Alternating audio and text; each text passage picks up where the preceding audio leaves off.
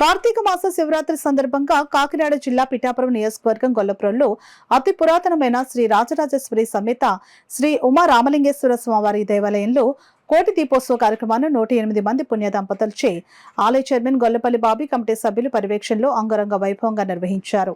అధిక సంఖ్యలో భక్తులు ఈ కోటి దీపోత్సవంలో పాల్గొన్నారు. ధర్మాన్ని రక్షించే కార్యక్రమాలు, ధార్మిక కార్యక్రమాలు ఇంకా ఎన్నో చేయాలని, అలాగే మా ఆలయ కమిటీ చైర్మన్ ధర్మకర్తల మండలి చైర్మన్ ప్రతిభావి గారి ఆధ్వర్యంలో మరిన్ని కార్యక్రమాలు ఇలా చేయాలని, ముందుకెళ్లాలని చెప్పేసి గొల్లపోలు అభివృద్ధి పదంలో నడవాలని, ప్రజల సంక్షేమం కోరి ఆ శివపార్వతులు మా గొల్లపోలుపై కరుణా కటాక్షాలు నింపాలని కోరుతూ ఓం నమస్కారం. ఈరోజు 108 మంది పుణ్య దంపతులచే రుద్రసహిత చండీ హోమము, అలాగే దీపోత్సవం కోటి దీపోత్సవం కార్యక్రమం జరిగింది.